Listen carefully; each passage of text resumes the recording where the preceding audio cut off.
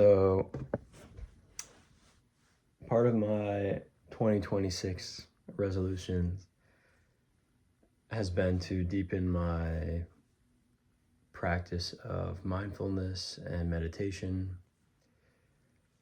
And I realized I've never actually recorded any of my thoughts on meditation or the mind. And I've never talked about any of my experiences since I first started meditating. So I figured this would be useful to log my experiences thus far and maybe serve as a place to compare from in the future, to look back on and see maybe how off the mark I am today, even though I do feel like I've achieved some level of clarity about some level of clarity within my mind that I didn't have prior to meditating. But anyway, I'll start with, I guess, my backstory into how I first learned about what meditation even was, or where the interest for that even came from. So I've always had some interest in consciousness on some level, maybe I wasn't really even fully aware of that's what the interest was, but when I was around 12 years old, I became a vegetarian. I stopped eating meat, and this was in part because my family had transitioned, but I also vividly remember like eating chicken and thinking about where it came from for the first time, really, like not I kind of bypassed that, the disconnect that you experience when you eat an item of food that has been processed in some way. But I realized that, it came from a once living animal, and that the animal was not just a product for my consumption. I would not have been able to articulate my thoughts on it at the time. At the time I just thought, I love animals. Why would I eat them? But anyway, that's where it started. And then eventually, maybe like 8 years later, in college, I eventually became vegan. I kind of just forgot about vegetarianism. It just wasn't something I really even thought about. It was just normal. So there wasn't really much of a conscious effort on my part to maintain or to even really have an ethical lifestyle. It was just, at that point, I was just used to it. But yeah, I went vegan in college after I'd seen some Earthling Ed, like debate videos, and I was just completely convinced at the rationale behind it. So that's when I really started thinking more about consciousness and sentience and what it means to, be able to suffer and to have an experience of something. Around the same time, I had found Dr. K from Healthy Gamer, on YouTube, and through him I was introduced to some like basic mindfulness meditation and learned about why people meditate and why it could be a good thing to do. But my recollection, this was like 2020, COVID time, a little bit before COVID actually is when I first, I had my first contact with meditation. But yeah, I mean, I remember being struck by the notion that I am not my thoughts, and that gave me some mental freedom. But as far as I can remember, my practice was dualistic. I didn't even know the term non-dualism had never even come up for me at that point. So as far as I remember, I still felt like a self, but I was just distancing myself from thoughts that I would have. And I mean, that's certainly helpful. And I think that's a common entrance point into meditation or into other Eastern practices. But that was kind of my introduction. And I'd started watching the Dr. K videos because I guess I just related to the topics he talked about in terms of loneliness and some of the interviews he was doing with people at the time on Twitch. I related to a lot of the experiences that I heard, and I didn't even know like what social anxiety was before that. So I was just learning a lot about the mind through him, and I just became more aware of the psychological suffering that I've been enduring my whole life without even being aware of it. All right, so that was my introduction to meditation. At that time, I think I also did sign up for the Waking Up app, Sam Harris's app, but I didn't really know who he was. I had seen one video of him. I don't know if it was a debate or if it was like a big think type of video. But I knew that he had a reputation for being like a giant in the space of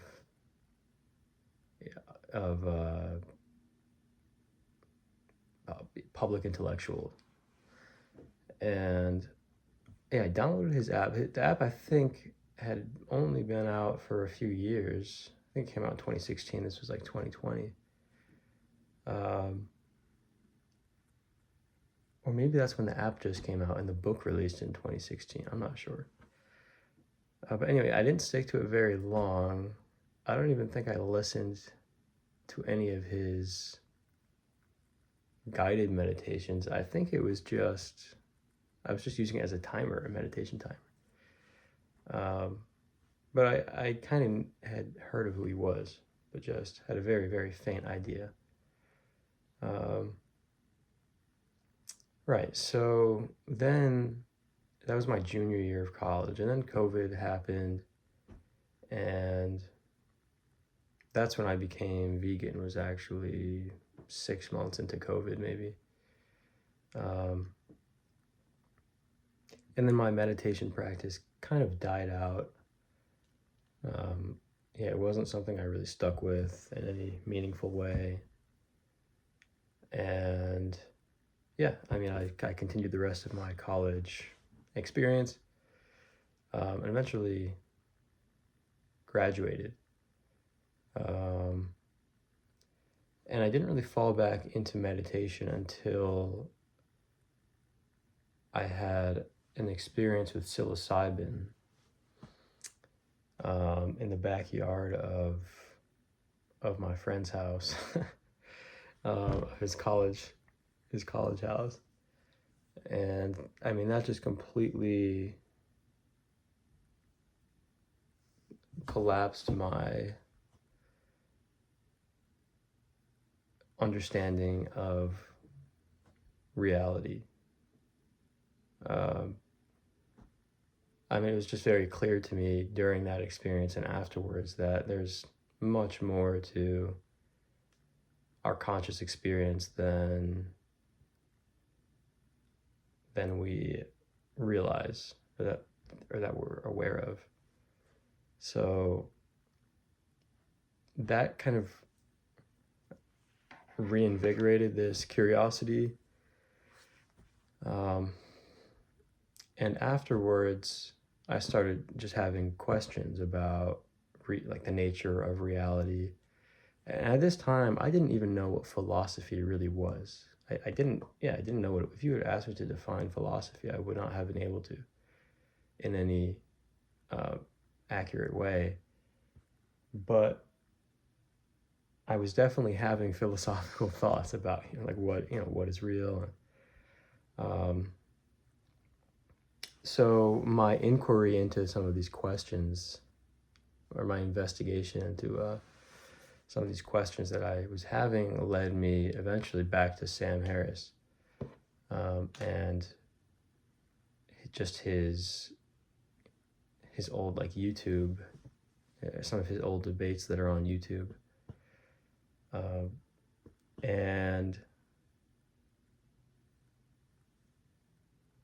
yeah, I mean, this was a very slow process. I mean, I think I had the psilocybin experience in like 2022. And I don't think I really started reading any of Sam Harris's work until like summer 2023. Maybe it was even after that. My memory is just atrocious. But yeah, my interest was piqued for sure after that. And yeah, eventually I found my way to Sam's work. And just very quickly I was captivated by almost everything he says. Everything that comes out of his mouth just resonates on such a level that nobody else has ever managed to equal. And it's the fact that experience is so consistent across all of his work. I think the first book of his that I read might have been End of Faith or Waking Up. But every single one of his books changed my life in a different way, but really in the same way, in that it just shaped my understanding of the world into a more rational one. I actually had some structure to my, newly formed beliefs about the world. But in addition to that, I was just captivated by his talks about the mind and consciousness and the mechanics of the mind, and how suffering is a product of thought, and the self is similar in that way. So yeah, I mean, I dove into his content, and really I've just been listening to him ever since. The only book of his that I haven't read is Letter to a Christian Nation. Actually, there's another one, I forgot the name, but I started The Moral Landscape and I never finished it, but at some point I need to finish that one. but yeah, so that kind of brings me to my current understanding of the mind and my beliefs about meditation and experience itself. So a lot of this will just sound like um, like a Sam Harris recap, but that's pretty much what it is. Yeah, so I mean, I've been convinced that, well, I guess on the most basic level, that the idea of a self, the sense of self, is an illusion, and it's merely a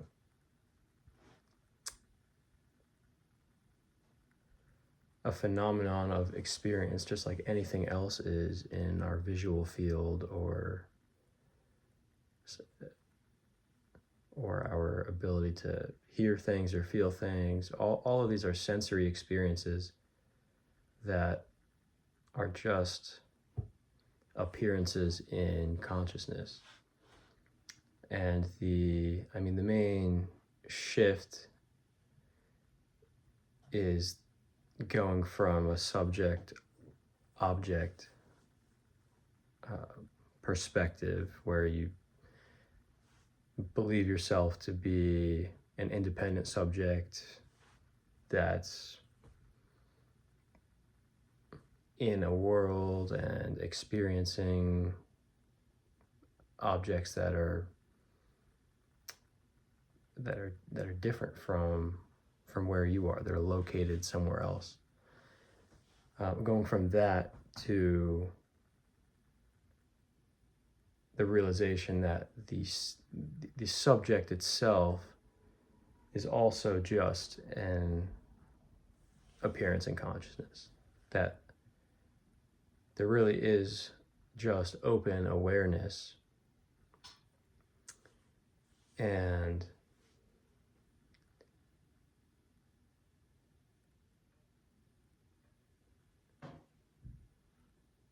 there's a very freeing it's a very freeing experience to have to first experience that. But it is very quick, and you almost don't realize that it's happened. And on some level, I'm still worried that I'm deceiving myself into thinking that I have actually experienced this non-dual awareness.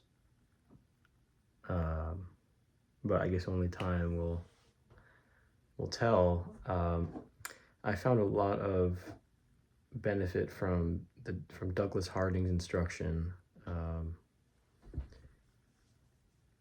where I think it's called the Headless Way, and I guess his story is that one day he was sitting in a chair or something and just realized that he, as a matter of experience, he had no head, and that allowed a shift in perspective to kind of collapse the sense of self and just be this open state. And that helps me a lot. Like, that's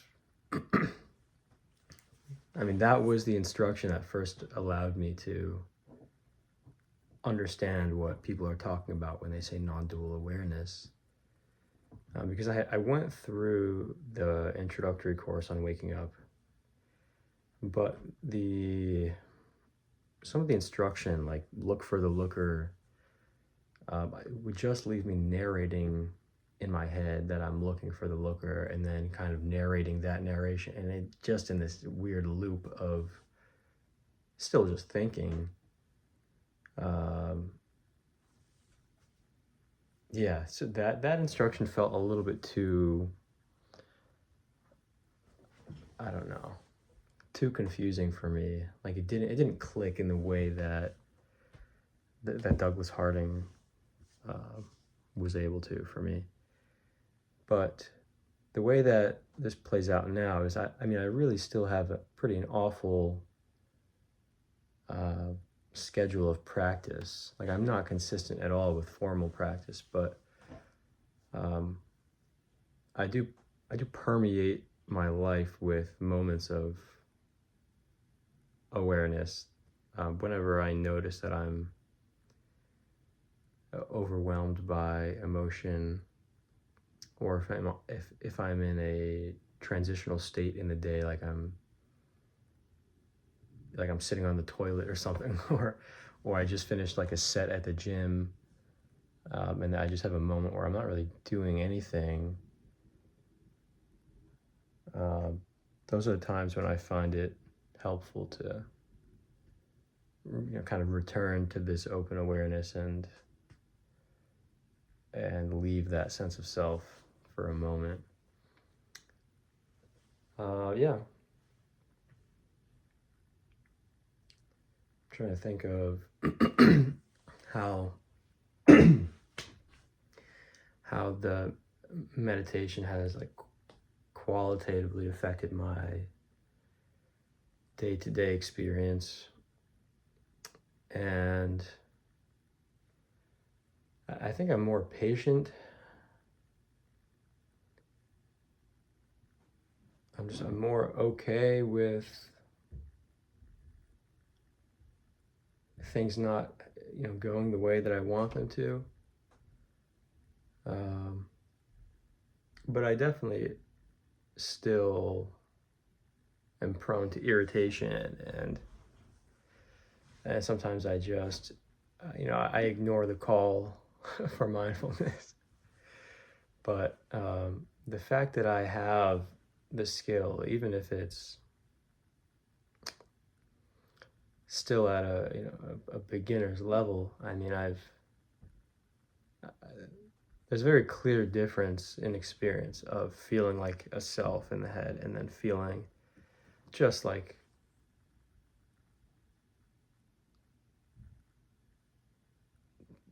feeling open in the same way. I mean, I guess I'm lucky that I'm able to reference the I've had a few psychedelic experiences, and I'm able to reference that as far as like losing the sense of self. Being able to do that kind of at will is just an immensely powerful skill for my day-to-day well-being, even though I don't always use it as often as I should. But yeah, I mean, that brings me to like this year, I really want to deepen my practice more, because I've kind of just ignored the skill that I've built. I mean, I have it and I use it every day, but I think there is benefit to a formal practice, and I've kind of ignored that side of things. But it wouldn't hurt. So yeah, I mean, that's pretty much where I'm at. I'm sure I'm missing some important details here about about the practice, but I think I covered the most basic ground. So yeah, I guess that'll be it for this one.